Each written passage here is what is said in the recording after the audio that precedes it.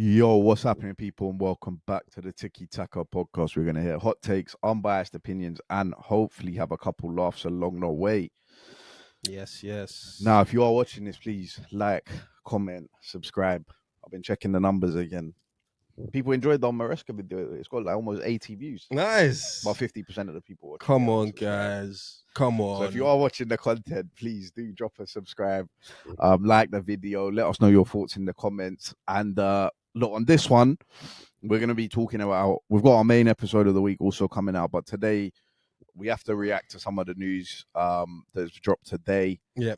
Pretty much our live reaction to Xabi Alonso getting sacked. And we also haven't spoken about Ruben Amorim, who obviously got sacked from Man United last week. We haven't had a pod since then. So we'll talk about both of those things. But firstly, as it's happened today, and like I said, it is basically our live reaction, Xabi Alonso has been sacked / left. Parted ways / amicable. Mutual agreement. Yeah. They're saying, is that Flo Perez is just showing respect to an ex-player, mutual agreement, or more rumours coming out that Xabi Alonso has actually left and that the squad, he'd lost sort of his power and they weren't listening to him, all of that. But resident Real Madrid I was going to say, fan. resident Real Madrid fan. Yesterday's game was tough. Yeah. It was tough. Obviously, El Clasico yesterday, Barca won 3-2. It was because Madrid are just such a funny team. Like, Barca typically play better football than us. Yeah. And even in a lot of these El Clasicos, Barca typically play better football than us. But Madrid have always had that punch where it's like, it can be 20 minutes of good Barca football, but one Madrid attack, one goal. That's the history of the two teams. That's the history, yeah. Like, that's how it's always been. And it's so funny because majority of Barca managers have been able to get Barca to play good football, and majority of Madrid managers have been able to create that punch, create that big moments thing when the time comes, type vibe. And I got to be honest, and obviously it's a short tenure for Alonso, but his big game record, his big game record is a bit up and down. Champions League, La Liga, the notable win was Barca at home, as we spoke about before, but then a lot of the other games are like lost to Liverpool, lost to City, lost to Atletico, and now Barca again. So, and I think what we're seeing really is so different. It's so different from like how we're going to speak about United and Amorim and all this kind of stuff. Is like genuinely a big club moving in the lines of big club standards. Yeah. Like the biggest club. The biggest club moving in the biggest standards. Like, be it Perez, be it Alonso, or wherever it is, wherever the conversations are, Perez isn't like, he isn't waiting to see down there isn't give him more time talk. There isn't, he doesn't have his players talk. There isn't like, and he's still 4 points off the top. Yeah. He's not in a terrible position. He's still gonna make it to the knockout stages of Champions League and stuff. And like, he is in a terrible position, but if you're judging Zidane, if you're judging Alonso on like, is he managing at the highest level? Like, is he achieving the tick boxes that the highest managers would tick? Then probably not, and that's why it's quite mad to see him go so soon. I was telling you, I thought Alonso would get the longest amount of time possible because he's a Madrid boy. Not only is it like he's a great manager, he's won the league in Germany, but he used to play for Real Madrid. He's got that sort of Zidane, it's not the same, but that sort of Zidane, swagger in the dressing room. Players should be listening to him. He's been there at the highest level. He's Spanish as well. He's a world-class player. He's Spanish. Like 6 months ago, the world was at Zidane's feet. He like just won the league. Like 6 months ago, the world was at his feet. So to see him go so soon, I'm quite shocked. But I also kind of respect it from Madrid in the sense of, we're not dumbing down our targets. We're not going to say we're in transition. We're not going to say we're waiting for players to arrive. We're not going to say, X, Y, and Z. We're just judging you versus what you do in the biggest of big games. And we've not seen enough so far to keep you this job. I'm sure there's player stuff, player power stuff, ego stuff, all of that kind of stuff. But as I said, I don't want to hear it too much because Alonso was in these dressing rooms with the biggest of egos. Like, Alonso was in these conversations for Spain and for Real Madrid for at least 10 years. He played for Liverpool as well, obviously. So it's not as if Alonso isn't aware of how big egos act as players as managers. So I think mainly for me, as an outsider looking in, it really does come down to not doing enough or not showing enough in these big games to give Perez the confidence that, at the end of the season, we're going to be lifting a trophy. And make no mistake, Madrid have to lift a trophy at the end of the season. Well, I was going to say, like, because obviously we're going to talk about Ruben Amorim, and you kind of mentioned that it's different. I think one of the ways that it's so very clearly different is that, and again, we'll talk about this with United, they've just thrown the season away. Yeah. Obviously, they're out of the FA Cup now, whatever. So for the rest of the 6 months, United are playing for nothing. Real Madrid, Flo Perez is looking at it like there's stuff to win. There's stuff to win. Yeah, like we said, 4 points behind in the league. Yeah. That's still viable. Yeah, Copa del Rey is still there. League, Copa del Rey. So it's not a case of Flo Perez has sacked Xabi Alonso and the season's just thrown away now. Yeah, and now it's an interim and we wait till the summer. No, the job now at Real Madrid, Flo Perez has done this because he wants to win something major at the end of the season. And even if Arbeloa isn't the caretaker manager to the end of the season, the expectations are on Arbeloa for the next 2-3 games, whatever games you have. Must win. Settle the ship, all of that kind of stuff. It's not Darren Fletcher, do whatever you want. Can't blame him because X, Y, and Z reasons. Well, it's on Arbeloa. You still got some of the best players in the world. It's on Arbeloa to get a tune out of these guys to win games. It's on Real Madrid. Exactly. Spanish, It's on Mbappe and all the rest of these guys to play for the badge, on all of that kind of stuff. And I agree. Like Madrid aren't allowed to throw the season away. There is still too much quality. There isn't transition talk. There isn't all of that kind of talk. And that's why, one, it makes me respect the job that Carlo was doing a lot more. Yeah, we all know Carlo's the top manager. We've praised him many times on this pod. But what Carlo was good at doing was keeping the noise as quiet as possible about what players are happy, what players are not happy, who's disgruntled in the dressing room, and the mood and the vibe of the dressing room. Like Carlo, it was just under wraps. But also at the same time, I get the feeling like, how many players were unhappy under Carlo? Like, how much noise was there to keep down? Because it felt like everyone was just happy to have Uncle Carlo Mister, around. That's what they call him, Mister. I'll sit on the bench for you. Yeah, I'll do 20 minutes. Exactly. What Mbappe on the bench yesterday? What is he coming back from injury? He was out injured. Okay. It's weird because honestly with Mbappe, I don't know. Like he missed the Man City game, which we were saying was a crucial game that they needed to win, but then he played the game afterwards. But he missed the Man City game because he was injured. Yeah, and then he played on the weekend like 3 days later, and then it came out over the Christmas period. Obviously, they had that like little break that Mbappe's out for 3 weeks. Okay. And then obviously he's got a couple of minutes, and that's why, I don't know, because Mbappe is not the kind of guy to leave on the bench, or even it's not worth playing him for 30 minutes. Playing for 60 if you think he's fit, that kind of stuff. So that something going on there, you reckon? I would have said yes, but then how Alonso was starting the season with Mbappe was just that you play every game, you're my best player. There was more questions over Vinny than there was Mbappe, because it was seemed clear that Alonso has made Mbappe his guy. Yeah. He's come in, you're my guy, you're my talisman. Mbappe was scoring all the goals. His first 10 games, he had like 16 goals. Yeah. So I mean, all the rumours that were dropping were about Vinny leaving. Potentially leaving. Yeah, exactly. I think, I wonder what this does for Alonso's stock. I don't think his stock goes down massively. I still think a lot of credible clubs in Europe would be looking at Alonso like a top manager. The next job's vital. But there's something to be said about Spanish-born Madrid player, club legend, all that kind of stuff, just out the job in 6 months. 7 months. Without like...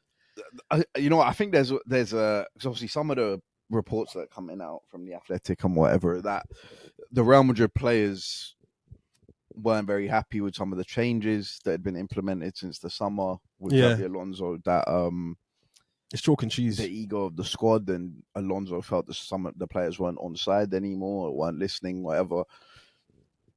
I wonder if any of that is trying to get those players and a bunch of superstars, and again it comes back to the point about respecting Carlo even more, a point about trying to get those players and those superstars into a so-called rigid system. Some sort like, of system. Like yeah. I'd almost say that any system is rigid. So that's not an Alonso thing, right? Arteta's system, Pep's system. Henry used to say if he wasn't hugging the touchline, Pep would bring him off. Yeah. So almost any system is rigid. So to put them into that sort of rigid formation, or to try and implement, everyone works off the ball and everyone comes back and everyone does this and this and whatever. Yeah.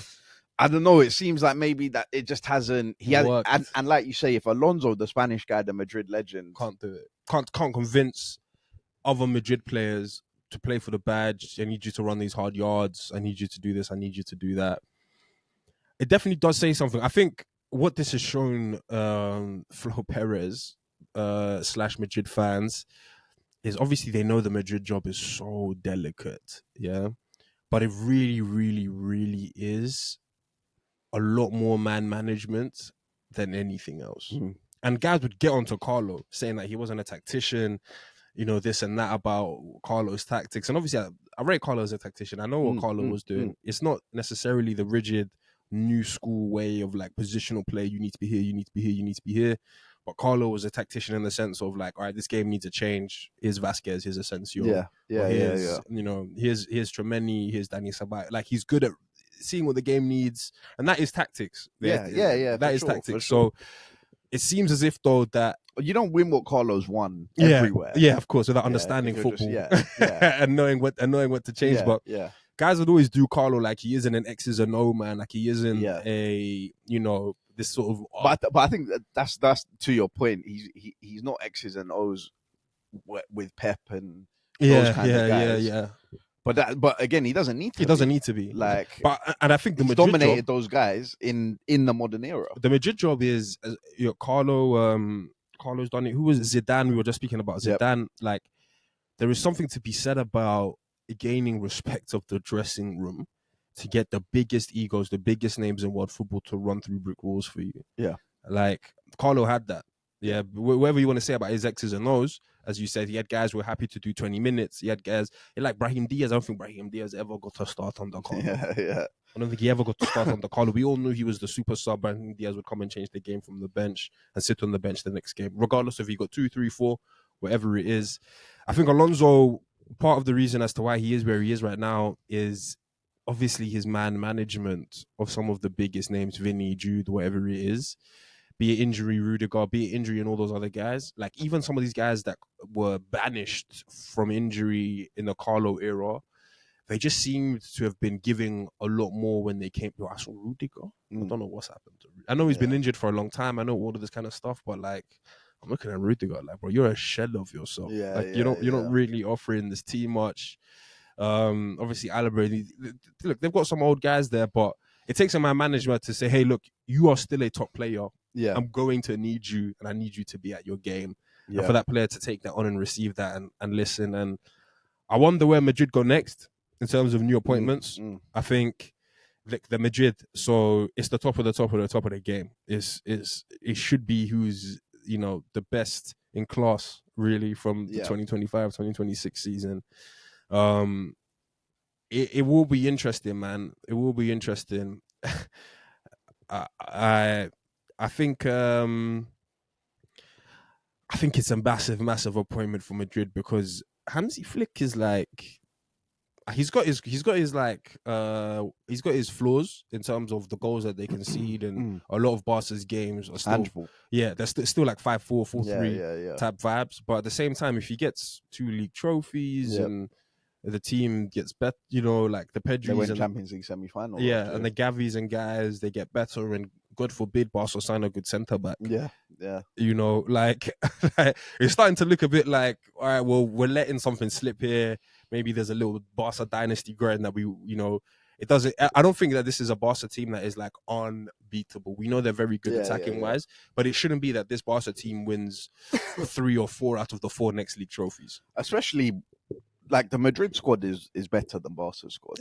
Madrid got a very good squad. Like it's not like one is just so much, and that team should be dominating by that much. But who Madrid get next will be interesting. But lastly on this, I want to say because obviously we don't know categorically yet. So you're saying that you thought Flo Perez would have afforded Xabi Alonso the most amount of time. That might still be the case. Yeah, and Xabi Alonso has gone to him and said, I can't do this. Right? Yeah.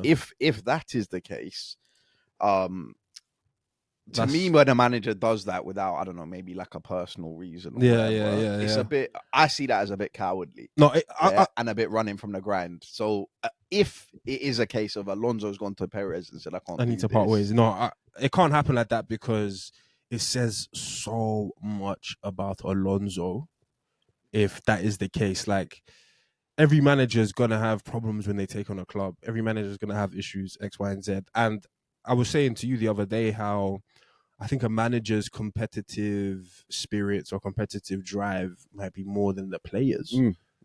Yeah, to be a manager and to stay in the management and to want to win despite all the factors in your face. So for Alonso to be a top manager but somehow not have a top competitive, to pick and choose his battles, to, like, I'm sure there would have been years in Pep's career, even just alone at Man City, where Pep's like, could someone else do this rebuild?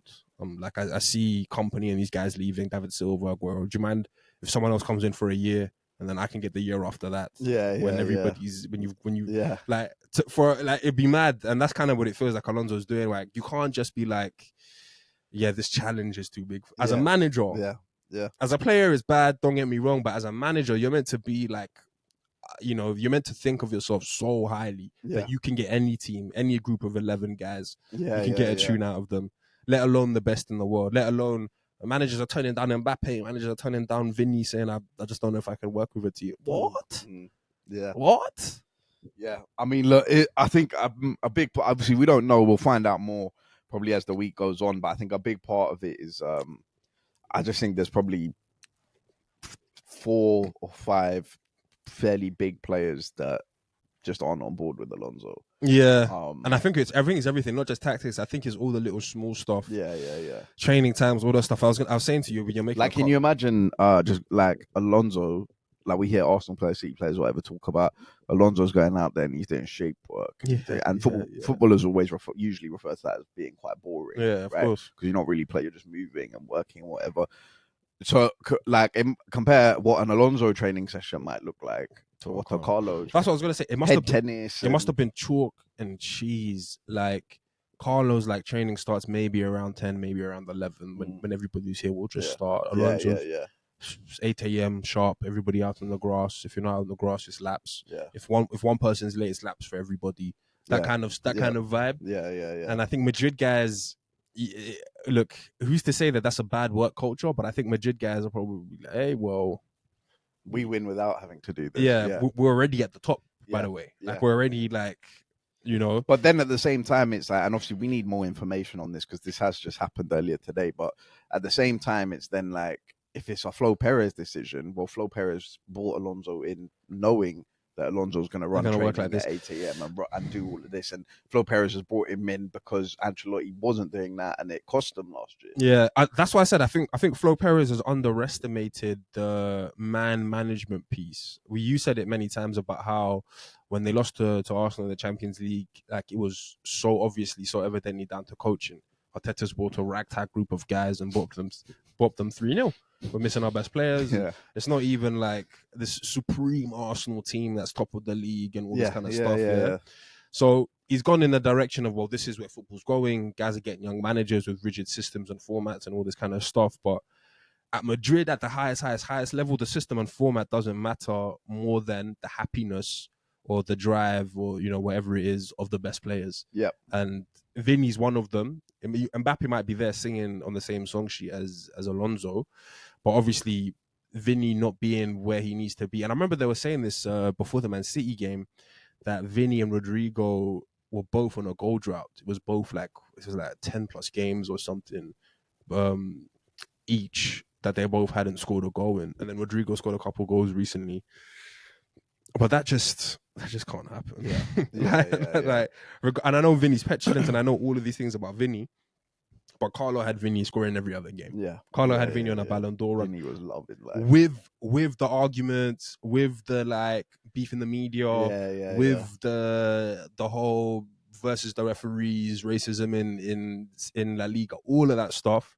Carlo still had Vinny on the I'm scoring every other week type vibe, big goals, big games, that kind of stuff. hearing Vinny and Rodrigo and guys going through goal droughts, and it's been 10 plus games. They haven't scored since early September. I'm like, what? What? That sounds like your career. Yeah. I'm not hearing that about Vinny. Well, early September. I'm like, yeah, that's mad. That's mad. But yeah, look, I think look, the next manager that they do appoint is obviously going to have to be able to deal with those personalities, and obviously Alonso, having been a Real Madrid guy and everything that we say, it's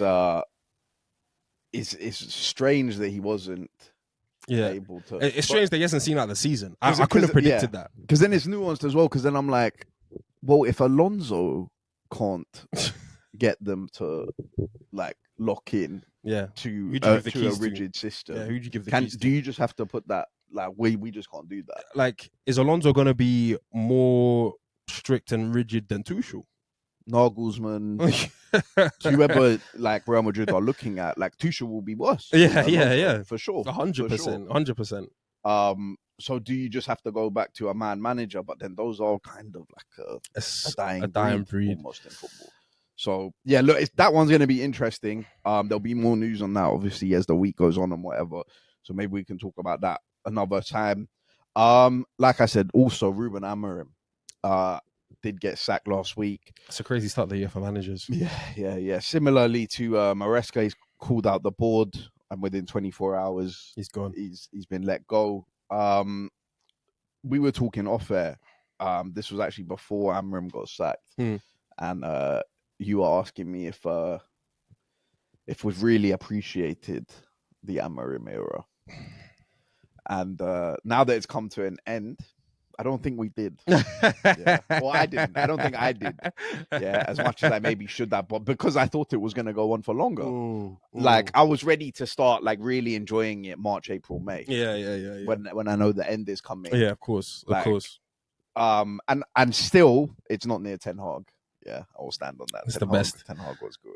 Yeah. But he has now gone. I think he left having lost more games than he won in the league at Man United. Wow. Obviously, a lot of people they can't believe that it didn't happen sooner. The amount of opportunities that there were. And it looks like it's going to be Michael Carrick coming in. I find that interesting. And I actually disagree with the sacking of Amorim.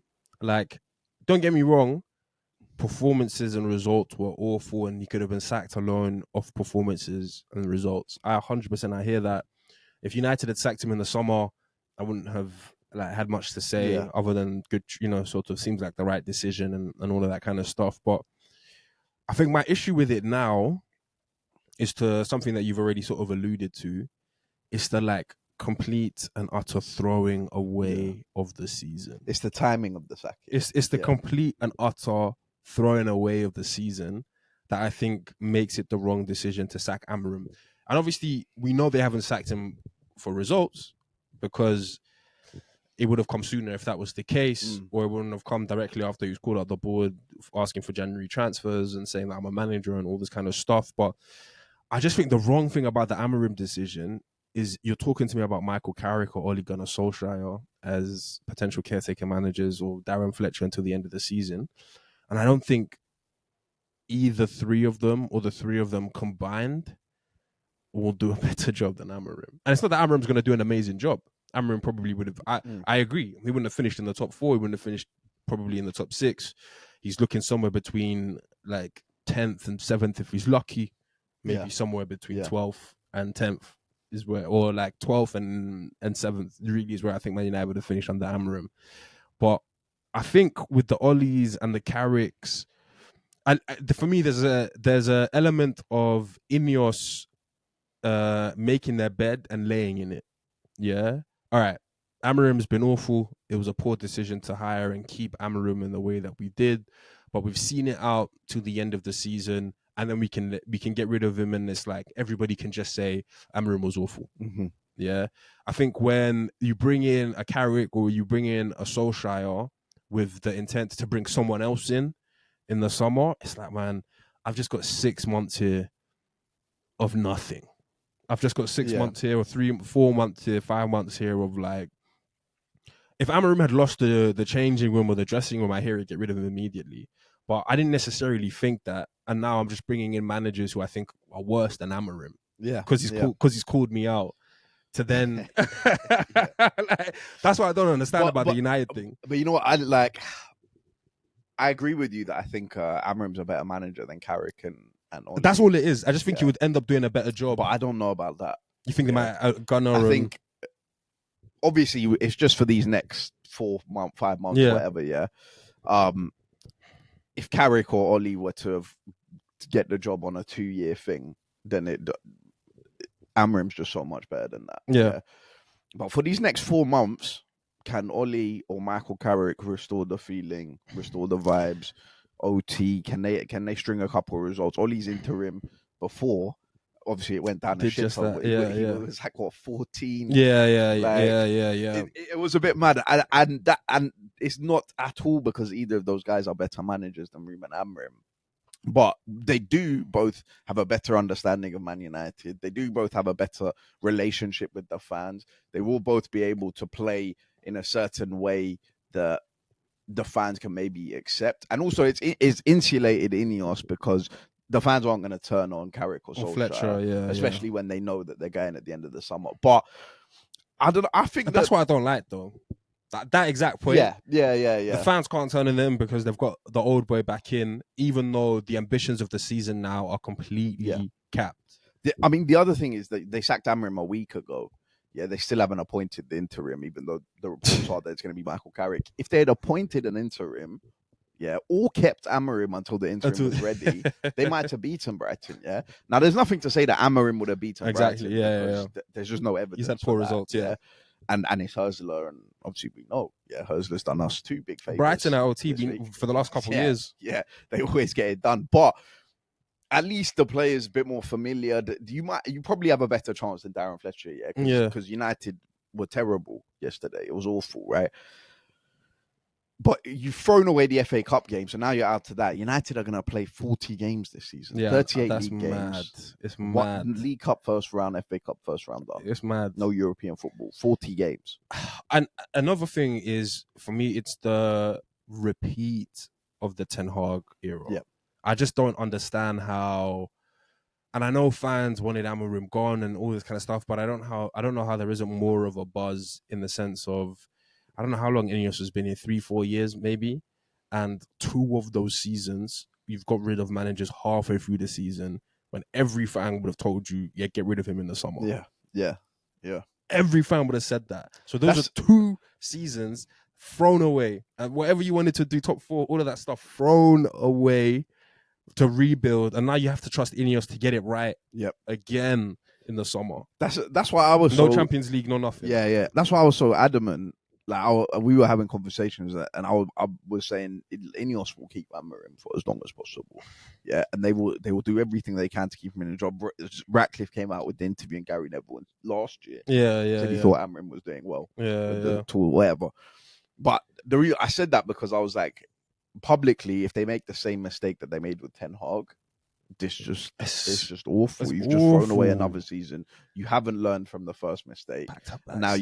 So once they didn't sack him after the Europa League final and they kept him for the summer, I thought, they'll give him another season then. And obviously, like you say, he wasn't sacked because of football or because of results on the pitch. He was sacked because of his comments and whatever. Look, the remit for looking like Michael Carrick will be to get Champions League football. Yeah, that's going to be the remit now to the end of the season, right? I think United are 3 points off Liverpool, who are currently 4th. I think we both don't think they're going to get there because Newcastle have picked up and Chelsea. Like, it's unlikely, but that is the remit. That is what they have to do. Do they have a better chance of doing that than Amorim? I don't think so. I honestly don't think that they have a better chance without Amorim. I didn't think they were going to do it with Amorim. So maybe I should say they have a better chance. But I think my thing is, I don't think that it was. Don't get me wrong. The 5 at the back thing, I hear why it was getting onto United fans. But I don't think that necessarily was the reason. And I know media and fans made so much about the formation, But I don't think that was the reason as to why Man United won't get top 4. I think Man United could play forward the back from now until the end of the season and have similar, same or worse results. They played 4 against Brighton. Yeah, with that thing. I do think for Man United and Man United fans, as like a biased Arsenal fan, this is right where I want them. Like as a fan base, just mulling over decisions, accepting that the season is a write-off, saying that we can't, like, what do we do? Where do we go from here? Looking at Ineos. I know the board level stuff doesn't change. Everybody's Jason Wilcox has got to go. Jason. Do you remember when losing the Europa League final was a blessing in disguise? It was one game a week. Here we are, man. I just feel as if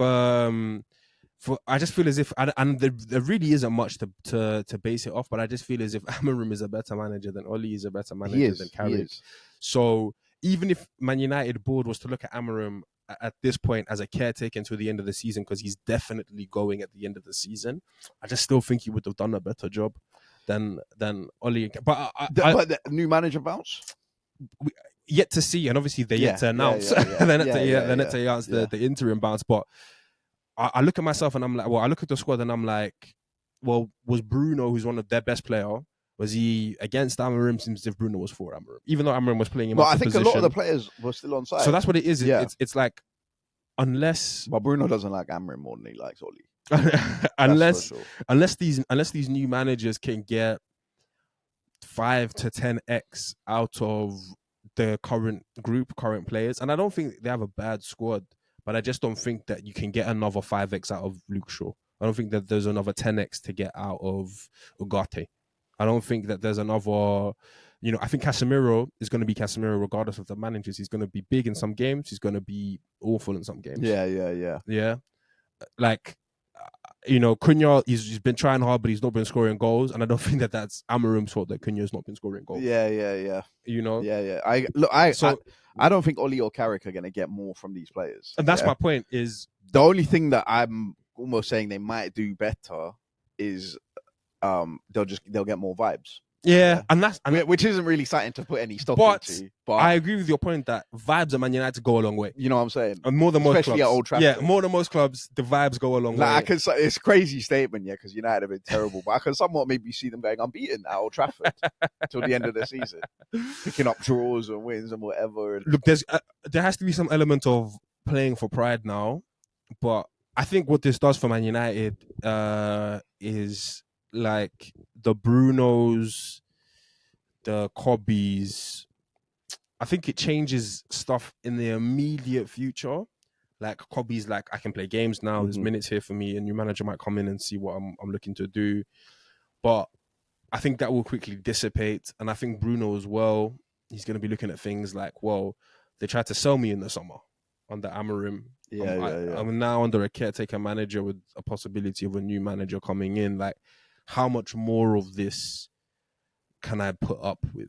Yeah. In the sense of like, this board is clearly not that competent. Yeah. Am I just going to waste my 31st, 32nd and 33rd year? Yeah. No, look, Bruno, I think is going in the summer with brand new. I think Man United, they need the money. I think they're going to sell him. They'll take the money. I think Kobe will do his hardest to like. Kobe loves the club. He's going to stay. He'll give them. He's not at Bruno's wit's end yet, but I do think that they might get a new manager in, and whether he likes or doesn't like Kobe doesn't matter. Kobe can play 100 games, but if Kobe's like battling it out for 10th place, 8th place, I feel like he's another season or two away from like, oh, well, it doesn't matter about the manager. Yeah. It doesn't matter about Amorim. It doesn't matter about whoever it is. I want to achieve the big things, and I don't know if Man United is that kind of club to achieve the big things. But if I was to say that there's a manager out there that can get Bruno to put that out of his mind for 3 months. Oli. It's Oli. Yeah. And I think they wanted to give it to Oli. But apparently they interviewed Carrick, and Carrick was a lot more detailed and tactical. So obviously Oli has no tactical knowledge. We know that. Yeah. He's a scrub. Yeah. But he will come with good vibes and good feeling. But tactically, like Oli was close to Ten Hag. Yeah. My favorites. Anytime he, obviously, I mean, I don't know how he was unbeaten against Pep. That was some judge. Yeah. But any real time it required some tactical sort of like changes and tweaks and whatever, Oli was found out. So But can Carrick come in and? I think they have to go with Carrick. Yeah. Can he come in and just motivate these guys with a bit of like, this is what it means to play for the club, and they only have to do it for 4 months. Is it plausible? Yeah, it's a possibility. I just don't think it happens because I like, who is new that hasn't heard this motivational speech before? You know, like Shaw's heard it a million times. You know, but when he heard it from Oli, and that's like, when was Oli? Like 3 years ago? 7. No. Well, Oli got sacked in 2021. Wow. He got the interim job in 2019. So this is Shaw 5 years on. You want to come back and like reignite Shaw. This is what it means to play for Man United. No, Shaw is finished, bro. Shaw, do you remember after the Europa League final when I came on, Shaw did the interview? He was like, some of us need to go home, look ourselves in the mirror. You shouldn't even need to do it for Mbeumo and Cunha, because they told us upon signing that I want to play for Man United. This is the biggest club in England. All of that stuff. The reason we were shocked in the summer that Mbeumo and Cunha wanted to go to Man United. And both of them came out to say, we know how big this club is. Well, no. We know how big. Not really shocked. I was shocked. No, I wasn't shocked.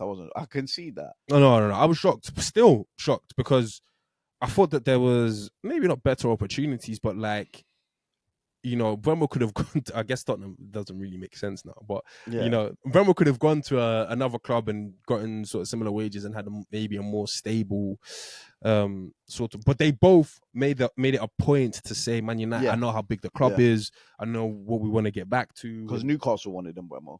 All this kind of stuff, yeah. So if you put those clubs on the table, Man United, Newcastle, Tottenham, you go Man United. I hear that, but don't tell me that you need Carrick to come in now to remind you or to motivate you about what it means to play. 6 months ago, you just told me everything that. Cunha was loving that one. 6 months ago, you just told me what it means to play for the club and how you know what it takes and all this kind of stuff. But look, they got Man City on the weekend. Yeah. Old Trafford, 12:30, new manager bounce. No. I mean, I before the Brighton game, I was really like, yeah, you know, it's a tough time to play Man United. That was Darren Fletcher though. The only thing, because the Brighton game has taken a lot out of me, man. Yeah, Coppler and yeah. But we some other guy, Coppler and some next man doing rondos, drawing Dunk and Van Heck on the bench. Doing Jason Steele, yeah. doing rondos, drawing in the press, passing out the press, getting into gross. Veltman's back. I was like, no, this guys. Yeah. I was like, this can't run. But Matoma was on the bench. They've got Gruder. We know how poor Man United have been. They do rise it for the big games at home. No, and they do rise it for the big, like for Manchester City, irrespective of managers. Hence why Oli has wins. Hence why Amorim has wins. Hence why Ten Hag has wins. Yeah. So there is an element of that. Bruno's looking to be playing with some hunger. Don't get me wrong. Bruno's coming back. And Sesko's on a hot streak. Yeah. But Mbeumo and Ahmad are coming back. You know, if it's Carrick, there's a chance, because Pep might not know what Carrick's on. Do you remember when we played Carrick? Carrick's had 3 games at Man United. One of them was a win at home to Arsenal. One of them was a draw at Thomas Tuchel Stamford Bridge. Yeah. Then I think the other one was a win against some dead team. But I just don't have much faith in Man United right now. And I think most of the players are in Cancun. Like, if they had a cup to play in, if they had something, and don't get me wrong, top 4 is probably at this stage for them bigger than the FA Cup. Yeah. But I just don't. Would you want to be going to Old Trafford this weekend? Michael Carrick's first game. Yeah, based off the Brighton performance. But I hear you it. know that they're not going to play like I hear it. It's Michael Carrick and it's at home and anything can happen. Do you and I hear how it. Shit United were last year. Yeah. Right on halftime, Bruno Fernandes slaps that one in from the free kick. Right on halftime, 1-0 down. The fact that Bruno's back is big. Yeah. And Bremo's back is big. I'm mad. Yeah.